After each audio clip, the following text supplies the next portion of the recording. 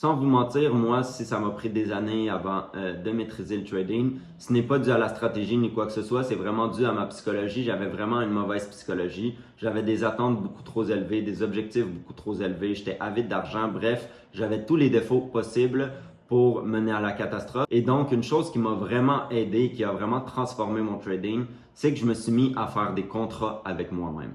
Qu'est-ce que je veux dire par là? C'est que je prenais un cahier et j'écrivais par exemple qu'aujourd'hui, je m'engage à de telle date à telle date. Donc, je mettais par exemple pendant 2 semaines de temps. Donc, je prenais les choses que j'avais pas respectées. Donc, si par exemple, mes défauts, c'était de prendre 3-4 trades dans une journée, eh bien, j'écrivais que je m'engageais à prendre 1 à 2 trades par jour.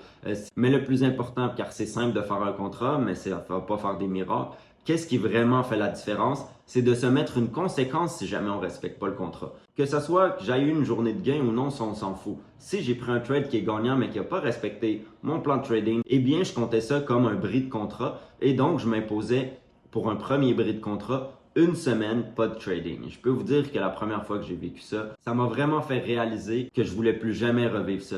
Parce que c'est facile de se dire, bon, je veux pas faire cette erreur, bon, je vais respecter mon plan. On se dit tous ça, on va respecter. Mais il y a personne derrière vous. C'est ça qui est dur avec le trading, l'entrepreneuriat. C'est que si vous faites la mauvaise chose, il y a personne qui va être là pour vous taper les doigts et donc vous n'avez pas de conséquences. Et donc, quand vous faites quelque chose de mauvais et que vous n'avez pas de conséquences, votre subconscient va se dire, bah, c'est pas grave, je peux le refaire parce que j'ai pas de conséquences.